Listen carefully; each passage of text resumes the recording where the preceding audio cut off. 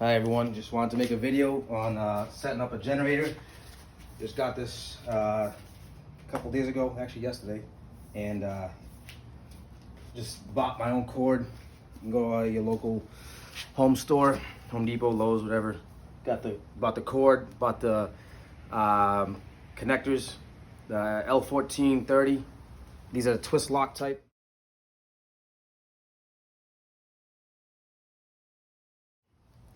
You can see it there, Predator style. See if I can get a better view here. Twist lock in here, does 120 and 240 volts. That outlet I just set up a female version of this plug, twist lock once again.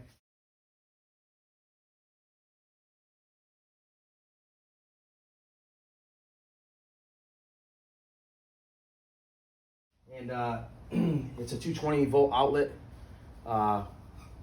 It was set up for a hot tub, but I'm taking advantage of it so I can backfeed to my panel using that outlet.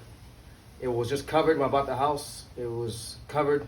It wasn't being used and I decided to put the female plug for this, so I have access to backfeed to my panel.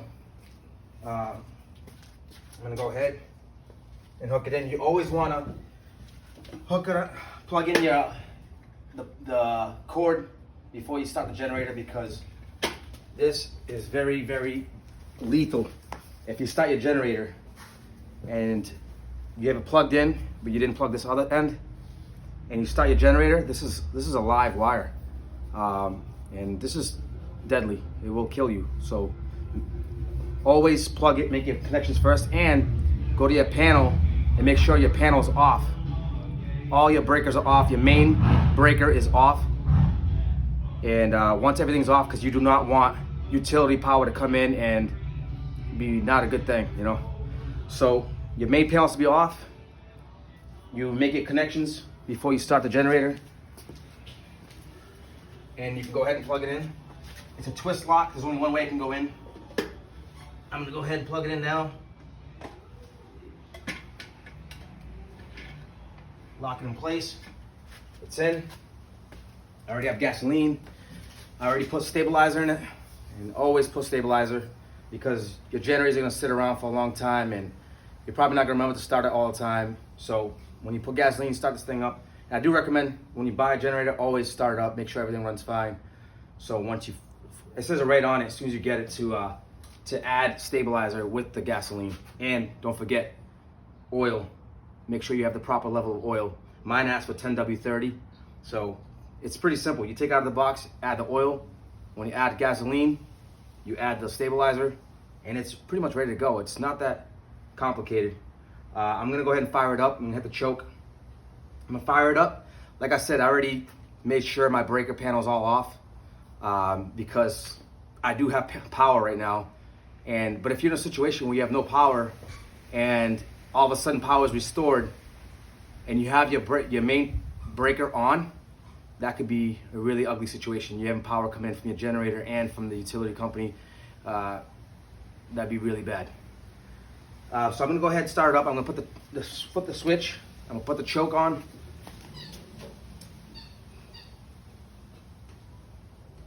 You put the choke on start mode. I'm gonna go ahead and take it off so you can see. It says right here. Oh, also you gotta put the fuel. Right here there's a fuel, your fuel line, your main fuel supply. Shows you right there, it shows you the sign. If you want it on, you gotta flip this down. Now it's on. Fuel can run into your carburetor now. And right here, there's a sign right here as well. I don't know if you can see this, see if it'll focus in. I'm going to leave it in the start because the engine's still cold. If you were gonna start this and the engine was hot, you don't have to put it on the start. You can leave it right in the choke in the run position. So I'm gonna leave it in the start position and I'm gonna fire it up. If you didn't see earlier, this is where I have my main connection that would backfeed to the whole house. You have other ports here, you know what I mean? But I'm not gonna use these. if I'm gonna backfeed from here into my house, I can pretty much run everything in the house, my normal outlets, without the need of using these outlets. So I put the switch on right here. You have a low oil alert. Most generators now have those. So if your oil is low, it'll shut off and it won't start. I'm gonna go ahead and fire this up. Got the pull cord here. I forget, it's still a new generator to me, so I gotta get familiar with the location and everything.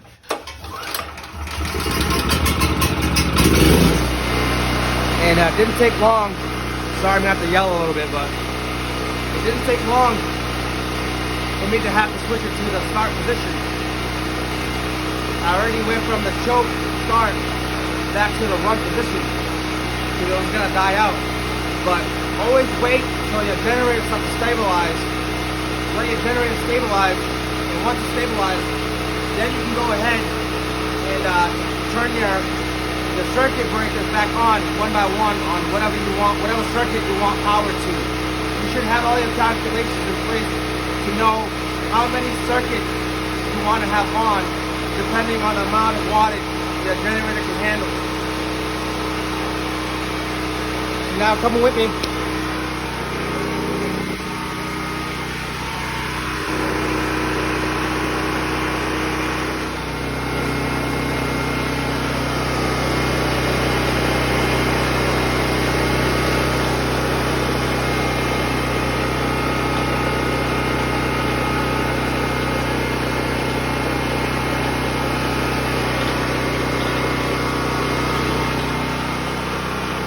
We're gonna head to my garage where my electrical panel is, right?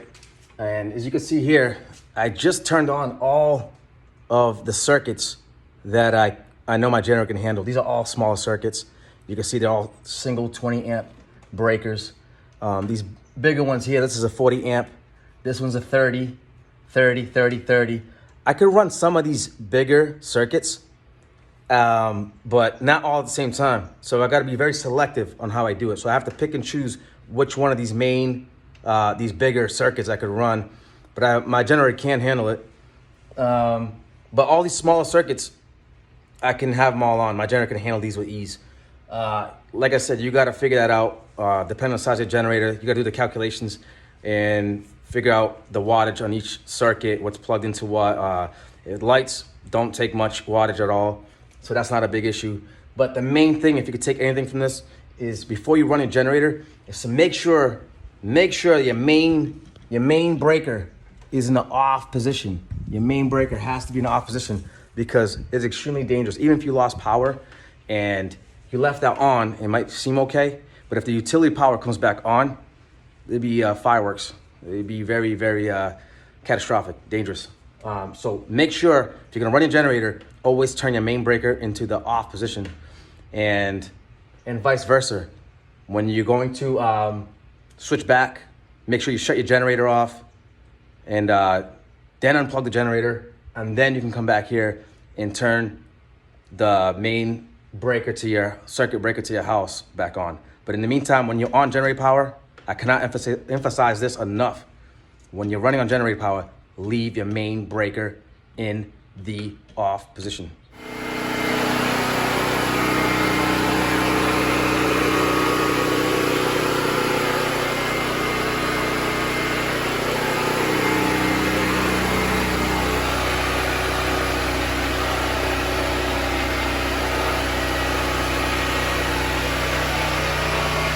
Okay, well, now I'm about to shut the generator off, and I'm gonna have to come back to the panel and shut all my circuits off.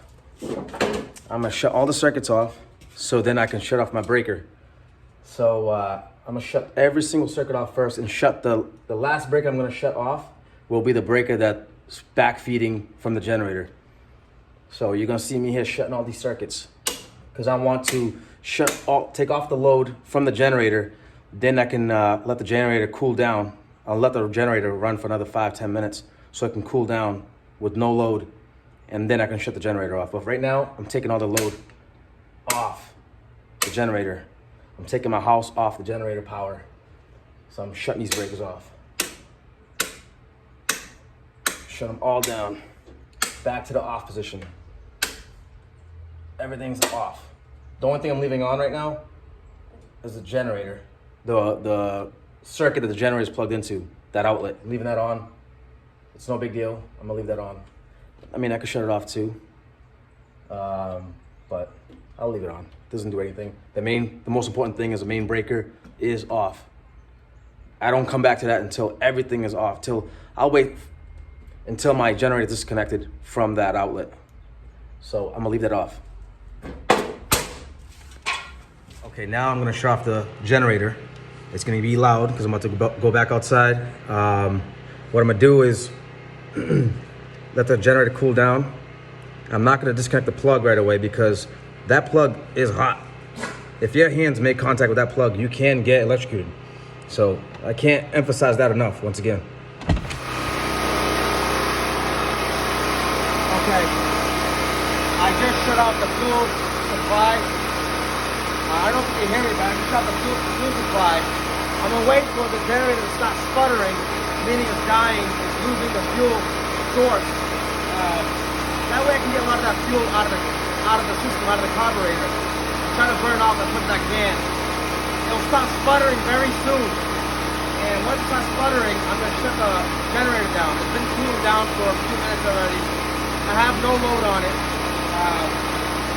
It'll be ready to shut down. It should stop sputtering soon. You will hear it when it starts losing fuel supply. There it goes, starting now.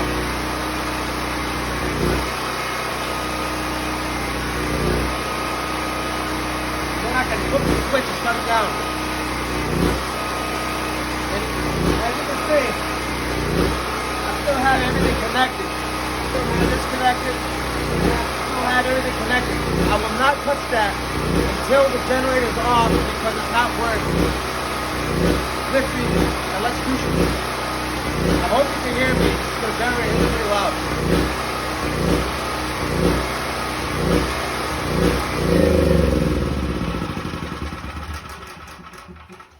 Okay, I'm not sure if you guys could hear me the whole time. I was yelling. Sorry for that, but I want to make sure you guys can hear me.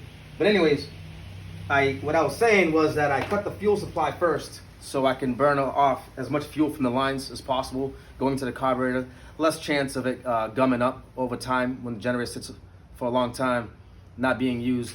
Even though I added the stabilizer to the fuel, just giving a little extra precaution there.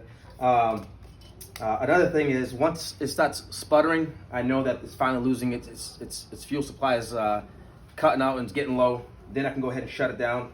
And another thing I mentioned while the generator was still running is that everything's still plugged in. Even though my circuit panel, my electrical panel, my breakers are all off, I don't want to take any chances because the generator is still running. You do not go and unplug it with the generator running because you are risking, especially unplugging over there. That's a live wire. Over here, it's not as risky because this is your power source. You can disconnect it here while it's running, but like I said, I personally like to let the generator warm down. If there's no load on the generator, all the breakers are off, I'll let the generator pretty much warm down with the no load on it. Once it's off, I can unplug it safely, and I highly recommend that. As you can see, now I can go ahead and unplug everything. It's a twist plug, like I mentioned before, so it's a lot safer, this option, the twist plug, if you have this option. But there's a lot of different ways you can do this. I'm using this option because I have this option and I prefer it. It's ideal for me because I'm here in Florida and this is Lanai. It's outdoors where you have to run a generator outdoors. They don't recommend in a garage or anything because it's still pretty enclosed and fumes can get in your house. But over here, it's an open lanai, it's screened in porch pretty much. Got plenty of airflow over here, and this cable is 10 feet, so I'm running at least 10 feet from the house, and it's perfect because this coverage comes about a little over 10 feet away, but it keeps the generator still covered away from direct rain, and still safe. Another option you could run, if you don't have the option I have, is you could run a long cable to your dryer, your dryer outlet. You disconnect your dryer, and you can have a plug that goes to your dryer outlet. You can get the same thing I have. You can just figure out what kind of connection your dryer outlet is, and you can get your cable and buy the same male plug that can fit into your female outlet on your dryer. So you can pretty much backfeed like I did from this outlet. You can do the same thing to your dryer. And up north, I wouldn't really have this option. I would be doing it through my dryer outlet, because you want something that can handle the high amperage. You want something like a dryer, or even if you have electric stove, you can plug in through there. Anything that's high amperage, like most of those are 220 outlets. Electric stove, electric range stove, dryer, electric dryer. Gas dryer is actually 120, but electric dryer, all electric dryer is 220, and those are all high amperage. They can handle the wiring, the gauge wire in there is a lot bigger, it's thicker, it can handle the amperage, like I said. So for me, I'm using this option. It works ideally, it's perfect. But if I was up north, I would look into the dryer outlet. And yeah, thank you for watching. Appreciate it.